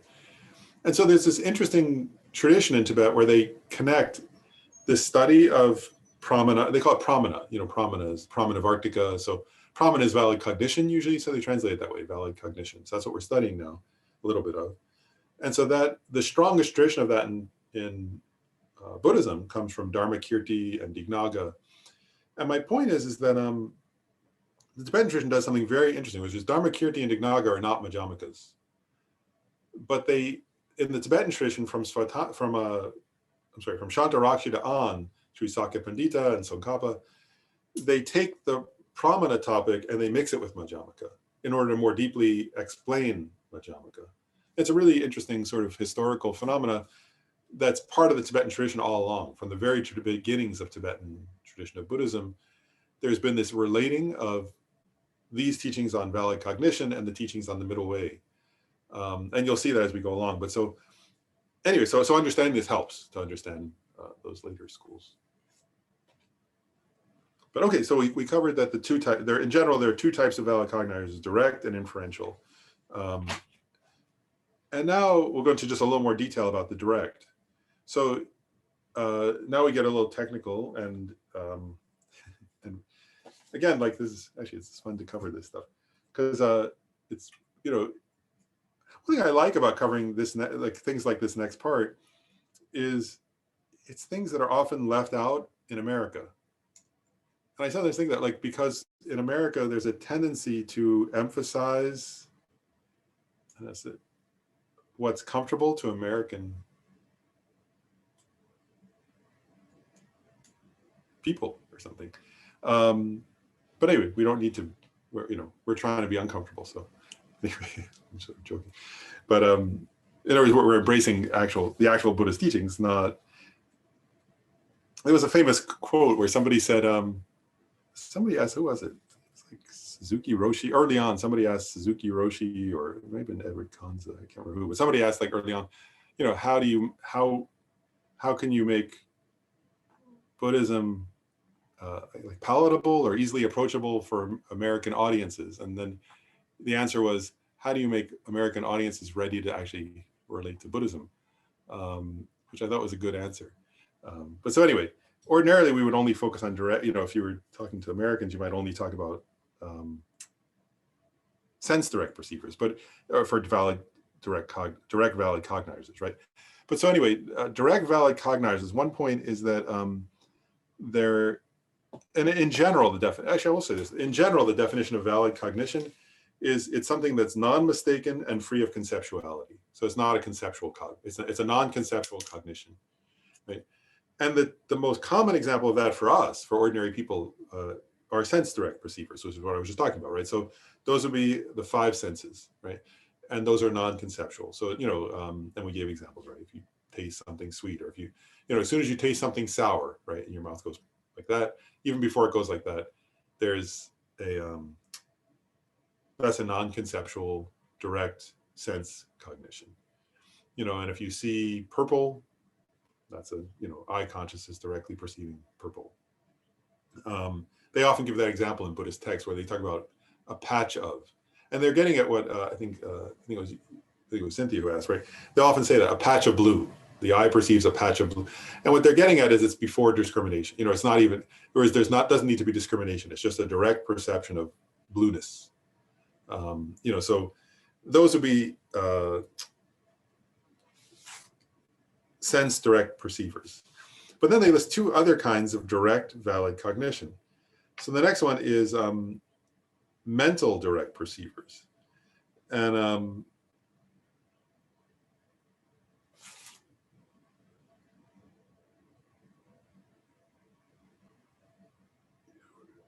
so I'm gonna and then I'm gonna just read from this is from Lati Rinpoche. So mental direct perceivers the typical example of mental direct perceivers are the 5 types of clairvoyance. And so and what a mental direct perceiver is where the mind directly perceives a phenomena, and it happens through clairvoyance in dependence upon having achieved calm abiding. So one point is that these are unique. These are ordinary people who, actually, those with calm abiding are ordinary people from a Buddhist perspective. So what I should say is, people without calm abiding don't have these experiences ordinarily, or typically don't have these experiences, although they can. But Buddhism asserts that they exist. And actually, one point I'll make, which is I think interesting, is that I just want to say this point. I'll just say it briefly. Like, many people have called, including many Buddhist teachers have called Buddhism inner science, right? And one point with that is this: is that I think that's a good term for these kind of things, because what this is asserting is, if you achieve calm abiding, it would sometimes talk about in science that, like, if something is repeatable and validate, can be validated through repeated, various people. Like if various people can do the same experiment and get the same result, then we say that's evidence that it exists, right? That the finding is correct. So according to Buddhism, throughout its entire history, the idea is, well, if you practice certain techniques to develop calm abiding, you can develop it. And if you develop calm abiding, you can develop clairvoyances. And that's always been a Buddhist assertion, going back to the very beginnings, and that's where the Vaibhashika school came from, and so on. And so I won't go into too much detail about these, but Lonnie Rinpoche says, examples of mental direct perceivers that are not, I mean, there are many examples of mental direct perceivers, actually, he goes through, but in brief, he says, among them are the mental direct perceivers induced by states arisen from meditation, such as the 5 clairvoyances. And those are the clairvoyance of magical emanations, the clairvoyance of divine eye, the clairvoyance of divine ear, the clairvoyance of the memory of former lives, and the clairvoyance of knowing others' minds. And so in some of the commentaries, the example that's given of a mental direct perceiver is a person who has achieved meditative concentration, who with their mind directly perceives another's thoughts. Okay? So in other words, they're reading somebody else's mind. And so they're not, it's not conceptual because they're not thinking it, right? They're simply perceiving with their mental consciousness somebody else's thought process. That would be an example of a mental direct perceiver according to the Vaibhashika school. And again, remember the Vaibhashika school, right, was, if you think about it, right, the earliest practitioners of this Vaibhashika school were, among them were arhats, right? So the arhats had these, and from this school's perspective, there are still arhats who arise. There always have been arhats who arise, in order to practice, right, of the dhyanas and so on. And anyone who achieves those meditative dhyanas, those meditative absorptions, can achieve these various clairvoyances, and then and through that can achieve mental direct perception, which again is going back to the definition, right, is non-mistaken and is free of conceptuality. And going back to like Varahi's question, this kind of addresses a little bit, it's in the same territory, but right, they would say those are valid cognitions, even though others, or a person who doesn't have meditative concentration can't perceive those things, but those things exist through their own substance, right? And remember, because mental states also exist through their own substance, right? Because they have what we call them, one of the ultimate truth objects is, moments of consciousness that are so small that they can no longer be subdivided, right? So from this school's perspective, those have their own substance. That the substance of mental states is those indivisible, brief moments of consciousness. So they have their own substance, and if somebody with clairvoyance perceives them, that's a direct valid cognizer, and it's a valid cognition from this school's perspective. And then the third type of direct valid cognizer is a yogic direct perceiver. And a yogic direct perceiver is, according to this school, there are 2 types of yogic direct perceivers. So it's a direct perception of selflessness, of an Atman, or a direct perception of subtle impermanence. And also among the anatman, so a direct perceiver of selflessness, it can be of gross selflessness or of subtle selflessness. So what this is where somebody has developed meditative concentration. And so direct means that they're an arya, right?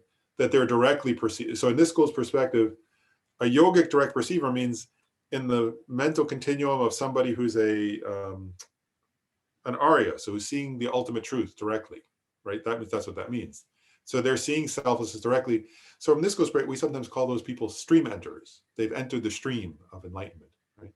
And if you look in some of the scriptures, we talk about stream enter, once returners, non-returners, and arhats, And so somebody who has had a yogic direct perception of selflessness is such a person. They're an arya who's seen the ultimate truth directly, which means they've seen selflessness directly, if it's the selflessness. Yogic direct perception can also be, can happen in a non-arya if it's subtle impermanence. Lynn, you have a question? Maybe you've explained this, but is this a progression through these direct perceivers? In other words, obviously we all have sense direct perceivers, and then the mental direct perceivers, are those, do you obtain those before in an evidentiary or an experiential sense before you get to the yogic direct perceivers? A couple of things. In general, yes, you do. That's correct. And but it's not. But they're not necessarily a sequence in one sense. That there, according to this school and according to all Buddhists, they would say there are people who achieve mental direct perceivers who are not on the Buddhist path. Like, so in other words, you don't have to be Buddhist to achieve those. Like, you know, so they like all Buddhists would agree that like certain Hindu yogis, for example, is one example. I mean, again, or certain practitioners of non-Buddhist traditions who achieve calm abiding, who achieve dhyanas, who achieve those mental concentrations, can achieve mental direct perceivers, but they may not be trying to achieve yogic direct perception according to, as Buddhism would describe it, because they may not believe in selflessness, for example. So in one sense, you're right that these, you know, in other words, everybody has sense direct perceivers. Mental direct perceivers are more harder to achieve or more rare because they rely on meditative ability, and yogic direct perceivers are even more rare because they require both meditative concentration and a recognition of selflessness, according to the school. The only point that I'm just sort of differentiating a little bit is that this school would say, you know, actually this school would say, you know, if somebody learned the technique, somebody who had no interest in Buddhism at all, like what's his name? Alan Wallace was doing a program where he was teaching people calm abiding meditation. They didn't have to be Buddhist. He was just teaching them how to do it and sort of studying calm abiding. And his idea was that, you know, it should be a scientific topic. It's possible to develop calm abiding. And if you do, you can develop these kind of mental direct perceivers. And you don't have to have any interest in Buddhism, particularly to achieve those, is the point. Or selflessness. So you don't necessarily go to the last of the three. What do you call it? The analogy that is Gugao, I'm pronouncing his name right. Yeah, Guogu. Guogu used was perceiving this glass that you see. You don't know the glass is there, but you just see perfectly. Is that the difference between the mental direct perceivers and the yogic direct, or can you see it like that? Let me ask it that way. Because that analogy I've had dreams about. And so I thought that was interesting way of saying, well, you're stuck in one stage, you're not in the other stage yet. And so I thought that this might be a good way to see getting over that stage into the next stage. That's an interesting question. I have to say a couple of thoughts. One is I'm not 100% sure what Guogu was referring to when he said that, to be honest. I mean, I think I know, but I'm not really sure. But I can say it from like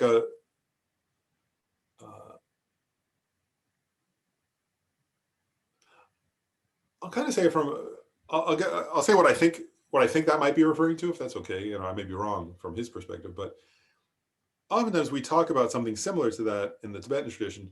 So I'll just say that part, which is like, the idea here is that like, I'm going to talk about yogic direct perceivers just. So I'm leaving aside the mental direct perceivers now, because those could be of very conventional objects, right? Like that could be just reading somebody's mind and realizing they hate somebody else. Like that has nothing to do with the ultimate truth. You might just be like, you know, so an example of mental direct perceiver would be like if somebody had meditative ability and they recognized, they could directly perceive, oh, my neighbor right now is thinking I hate my other neighbor and I wish I could throw an apple at him or something.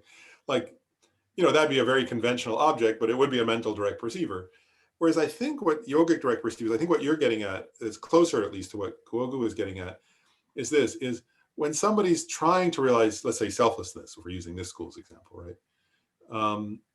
There's a level before yogic direct perception where one has actually you could say it this way, where one has a inferential valid cognition of selflessness, but it's not yet direct.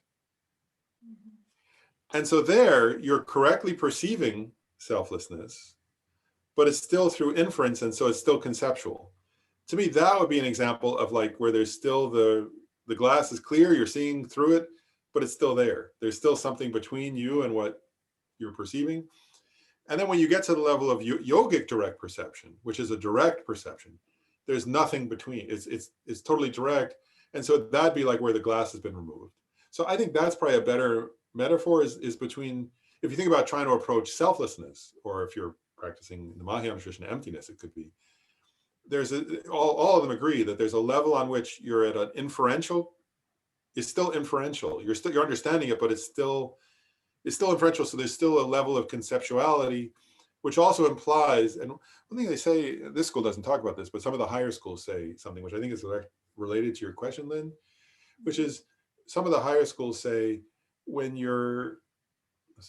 when it's still conceptual, your understanding of, say, in this school, selflessness, or in other schools, emptiness could be included. One is there's still a layer of conceptuality. That's like the glass. But the other is, point they make is that therefore there's also still a subject-object dualism. There's still some experience of, like, you're on one side of the glass and it's on the other, in a way. Whereas with direct perceivers, at least according to the higher schools, like according to Madhyamaka school, for example, when you have a direct perception of emptiness in the Madhyamaka school that's direct and non-conceptual, there's no subject-object dualism either. So that'd be like there's no glass there anymore. So I think that's probably a better way of looking at that analogy, if that's useful. I don't know. No, that's helpful.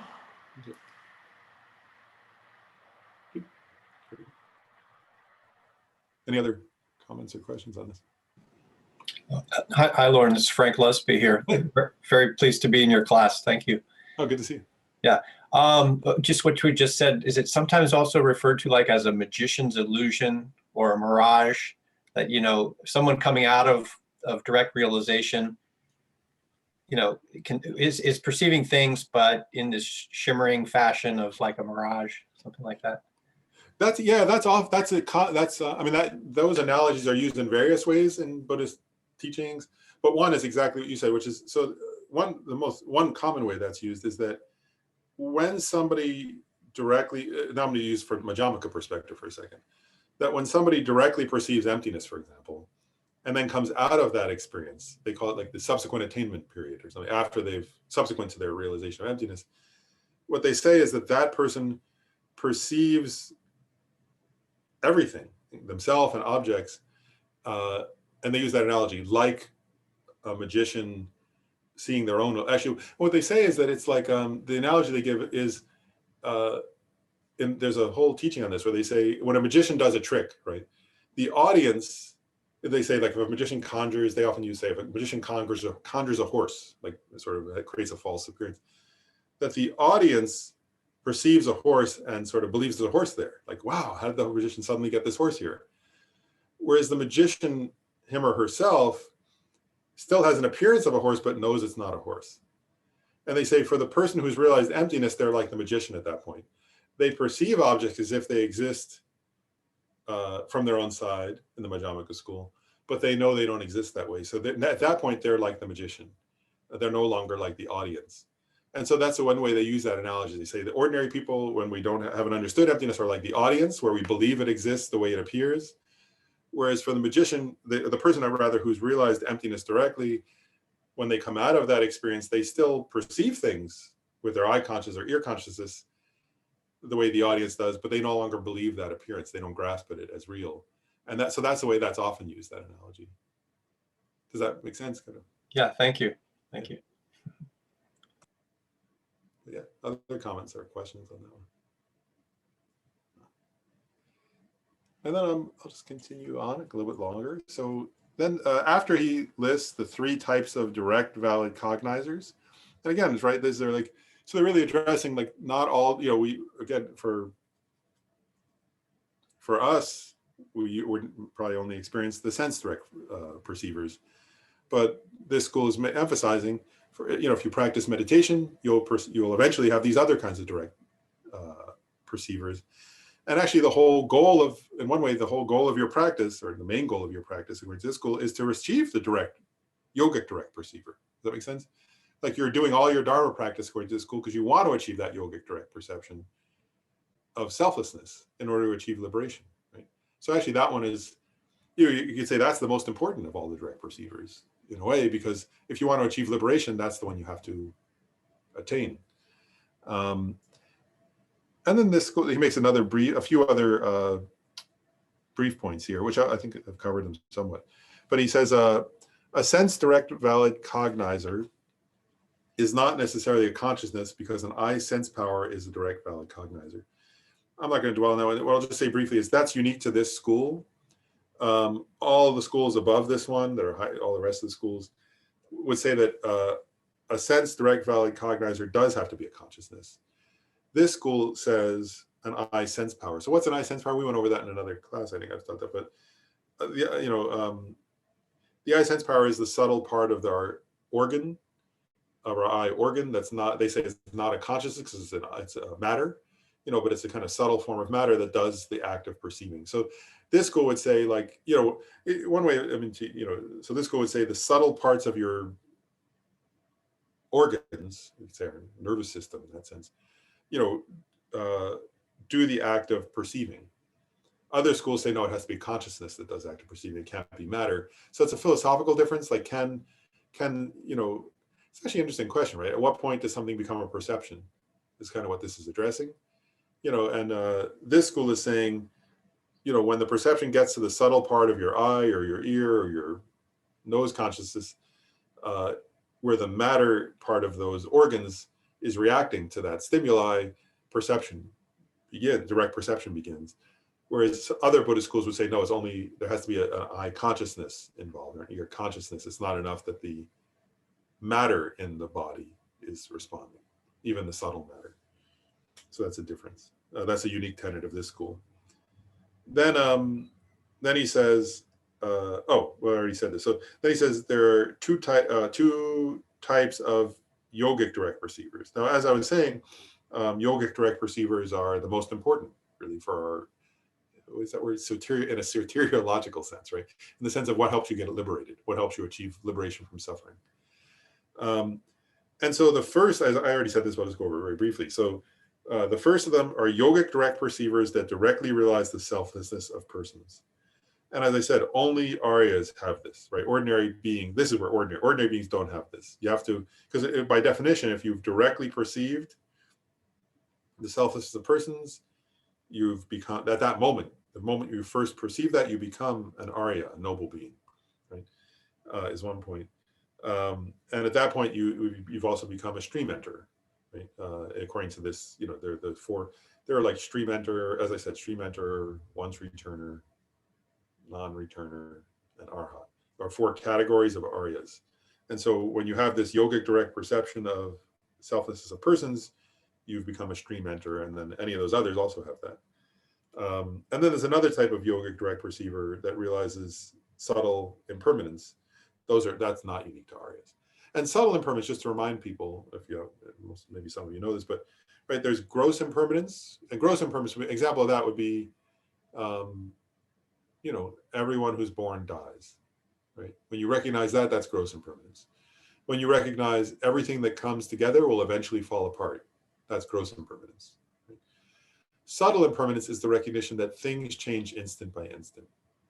So it's like that all compounded phenomena change instant by instant. That's subtle impermanence. And so a yogic direct perception of that would be where the person's in a meditative state, where they're actually, you can imagine this, right? Where you're actually like, where you're watching your own, for example, mind and body, and you have a direct perception of how it's changing instant by instant. You're not just recognizing, oh, I change over time and I've gotten older, but you're in a meditative state where you're directly perceiving how everything in your body and mind are changing instant by instant. That's a yogic direct perception.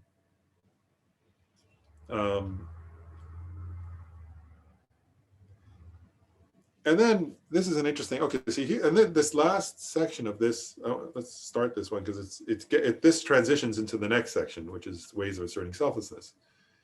But so let's start this one at least. He says, there are 2 types of yogic direct perceivers that directly realize the selflessness of persons, right? So among the yogic direct perceivers, the first was, which is the most important of all, right? That's the one realizing selflessness. I'm not the one. So he says, there are 2 types of yogic direct perceivers that directly realize selflessness of persons. Number 1, yogic direct perceivers that realize the person to be empty of being permanent, unitary, and independent.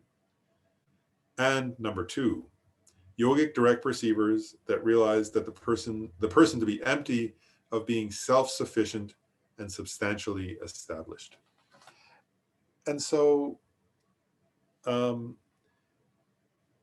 this is as important as actually, now and that transitions into ways of asserting selflessness, obviously, because you just asserted the two ways of asserting selflessness, right?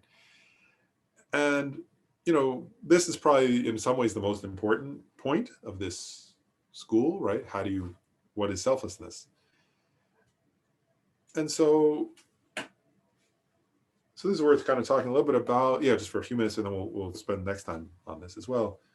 But a few important points. One is, so from this school's perspective, this assertion, there are two types of selflessness, as we just said.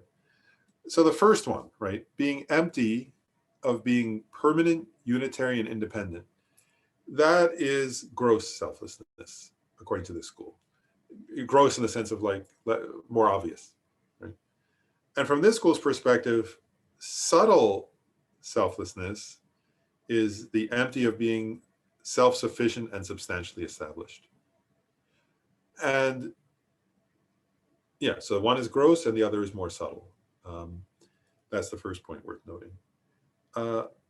Another point worth noting, according to this school, and again, these concepts are going to come up again in other schools, so they're important in that way, but they're also important for understanding this school. And for understanding the practice, really, is, so the first one, the grosser one, right, the being empty of being permanent, unitary, and independent, texts of this school say that is what's called an acquired view. An acquired means that it comes about due to, they sometimes say, studying tenets. You could say due to culture, due to religion, due to studying philosophical positions that are not in accordance with what Buddhism asserts to be reality, and so on. So this would be acquired in that sense, that they're acquired either by and I'll contrast that for a second so it'll become clearer. The second type, being empty of being a self-sufficient and substantially established, that can also be acquired, but in general, sometimes that's an acquired view, but that's also, there's a level of that one that's innate to all beings. And so what they're getting at is that there is the subtle one, right? The subtle kind of self-grasping is innate. And that means it's been with us since beginningless time. It's the cause of samsara, right? The innate one, that innate self-grasping is the ignorance that causes us to then accumulate karma, and to give rise to mental afflictions and so on. So the innate one, the innate version of the self-sufficient, substantially established self-grasping is the main enemy, right? When we say foe destroyer, right? Foe destroyer, like arhat. I mean, arhat is a translation. When you translate arhat, it means foe destroyer. That's the ultimate foe. Does that make sense? For somebody who follows this school's approach, and this is common to other schools too, in many ways. But so, according to this school, being empty of being self-sufficient and substantially established, that innate version, and the innate, also I want to point out a couple more things. The innate is not an intellectual idea, right? That innate one is very deep in our psyche, you could say.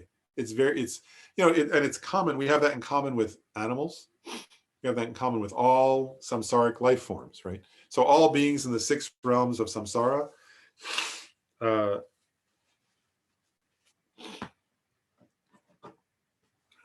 are not arhats, have that kind of self-grasping, according to this school.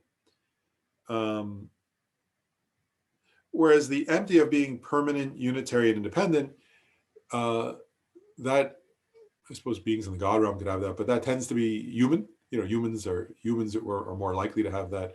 Animals don't have that. And if you think about it, that also, you can think for yourself, right? Like from your own history, do you have that based on how you were raised, or based on training you've had in philosophy or religion or something? Is there a way in which you grasp it, a permanent, unitary, independent self? So those are some points. One is, you get the point. One is grosser, the other is more subtle. Some kinds of self-grasping are acquired, meaning acquired through our own intellectual and cultural acculturation. But then there's the most subtle one is innate, right? And innate doesn't mean intrinsic to your being. It's an important point.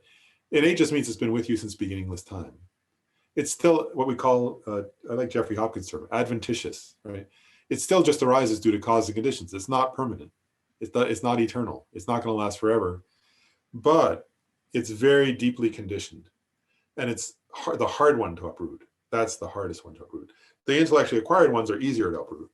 That innate one is very difficult to uproot because it's, you know, I always say that, I always think about this one. That innate one is the one you'll kill over.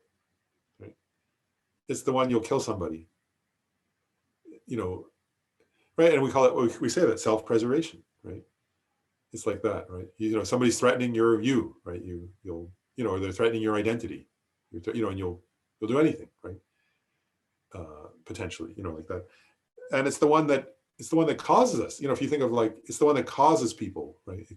That's the one that causes all wars. That's the one that causes all hatred. That's the one that causes all, you know, you can't hate somebody if you don't have grasping at a self-sufficient, substantially existent self.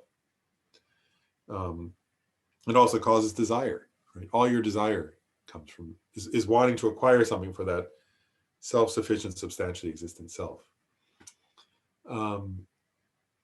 So that one is like that. Does that make sense? Like, so, you know, in other words, and actually, if I mean, just think about, I just want to pause and think about that for a second, because I know we've been a little intellectual today. We're covering topics that are like that. But I just want to say about this self-sufficient, substantially existent one. Like, think about a time, just for a moment. I just want to suggest it before we stop today. Think about a time where you've been like, where you've had like the strongest experience of desire. Right? Like almost like, you know, if you've had an addiction, it could be that. But if we all have moments where it's like an addiction, you know, where it's like, I mean, not necessarily literally addicted to substances or something, but that moment where you're like, oh, I really want this, you know, like, you know, it's like, you know, like when, I was thinking like when kids really want a certain thing, right? Like a game or something, like, oh, I have to, you know, like I can remember that once I was so upset that I remember it was when I was a kid, and I was so upset I couldn't stay up to watch the end of basketball game, I think it was. I was like, oh, I was so sad, you know, like, so like when I was a little kid, I remember that. But my point is like where you feel like some kind of very strong grasping at something, a desire, right? And recognize that only can arise because of you have a self-sufficient, substantially existent self. It's totally dependent upon your having that kind of self-grasping. It would never arise without that. That's what this school is asserting, right? So this school is getting it, you know, you could say, oh, and from one person, I guess I just want to conclude with this, right? Because it's easy from one perspective, if you're like studying, if you think, oh, like, you know, it's easy to think, oh, I've studied a higher school. I've studied the Madhyamaka. I know something more, I'm better than this in some way. I'm better than this school, which is a self-grasping, of course. It's funny. Like, so if I were to say, oh, I studied Madhyamaka, so I'm somehow better than this, then that would be just grasping at a self, grasping at a person, grasping, you know, like that would be ridiculous in one way. You know, and whereas this school is incredibly profound, right? It's saying you have this innate grasping at a self-sufficient, substantially existent person. And because of that, you crave for things. Because of that, you get frustrated with people. Because of that, you get annoyed with people, right? Like, so, I mean, think about, I mean, actually, I can guarantee, you know, if, you know, we've all been, over this past year, right? Like we've all had moments, probably in this year in our hut, of annoyance at something or other. It's been a very annoying year. There's been a lot of causes to get agitated. And again, like to think, I wouldn't have had that agit. If you think of what's the word? The moment of your worst agitation this past year, that came about due to my personal grasping at a self-sufficient, substantially existent person. I wouldn't have gotten agitated if it weren't for that. And I want to point out one more thing, last thing before we stop, is, you know, according to the Prasangika school, the Prasangika, now, I mean, the terms mean very slightly different things, but, you know, I was saying, like, in this school, the gross self-grasping is grasping at a permanent, unitary, independent person. And subtle is grasping at the self-sufficient, substantially existent. We were just saying that, right? What I want to point out is, according to the Prasangika school, the Madhyamaka Prasangika school, gross self-grasping is grasping at a self-sufficient, substantially existent person. Right? So the Prasangika school says, actually agrees with this school, says that is a version of self-grasping that must be overcome. It's just what this school, what the Vaibhashikas would call subtle, Madhyamikas would call gross, that same term at least. So these schools, they both agree that you have to overcome that version of self-grasping. And so I just want to say, so if you want to, I guess the final thing is my suggestion would be like to reflect on that in yourself, right? Because we're going to next time cover in more detail now, there are ways of asserting selflessness. And what are those terms? We really want to go into detail. What does it mean, permanent? What does unitary mean? What does independent mean? What does it mean to say self-sufficient? What does it mean to say substantially existent? So we really can get into like the details of experiential. And I want to say, like, again, like, I do want to emphasize this, like, those terms are terms. So we have to kind of talk about them in a way that's sort of precise and definitions and so on. But what they're getting at are experiences. Does that make sense? That's why I'm bringing up at the end here, this idea, like, your annoyance at whatever happened with COVID and what happened with politics and whatever, is from that, so it's not just intellectual. Does that make sense? And so I just want to say that my suggestion would be to reflect on, in what way do I grasp at a self-sufficient, substantially existent person? What's my experience of that? And how is that, that's the object of negation, according to this school, right? That's what we're being to refute, according to this school. But what is that?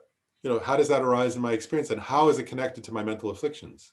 Because that's this school's concern, actually, this school's concern is we give rise to desire, to hatred, right? To pride, and so on, and to all kinds of mental afflictions. And they arise because of that grasping. Does that make sense? And that's deeply felt. That's fundamental. That's innate to our, not innate in the sense of permanent, not innate in the sense of the nature of our mind or our being, but innate in the sense that you were born with it and you died with it in your last life. And you've lived with under the control of that one, according to this school and all Buddhist schools, from the moment of your conception to now, and in all your previous lives, you've been like trapped by that. You've been enslaved by that. You've been controlled by that. And the core question of the school is, how do you get free from that? That's the core teaching of this school, is how do you get free from grasping at and being under the control of your ignorance that grasps at and believes in and accepts the existence of a self-sufficient, substantially existent person, the core one, that innate one, that subtle one. So anyways, we should stop there. That's the time, but anyway, the next few classes are scheduled, and I'll add another, we were trying to do, I guess, like 2 classes a month. So I'm going to add another one for May. We're already scheduled for April, and I think 1 in May. So soon I'll send to Gabe, and he'll put it on the website then. Another one for May and some for June and July. I'll send those pretty soon, just so people can schedule. So I'll send those the next week or 2 for sure. But the next 3 classes are already scheduled. And also, I think we'll have, like, probably at the rate we're going, maybe like 2 more classes probably on this school, and then we'll go to the Sautantrika school after that. So I'll just do the dedication. So the supreme jewel bodhicitta, where it has not arisen, may it arise and grow. Where it hasn't arisen, may it not decrease, but increase more and more. In this snowy mountain paradise, you the source of good and happiness, all-powerful Chinrezig Tenzin Gyatso, please remain until samsara.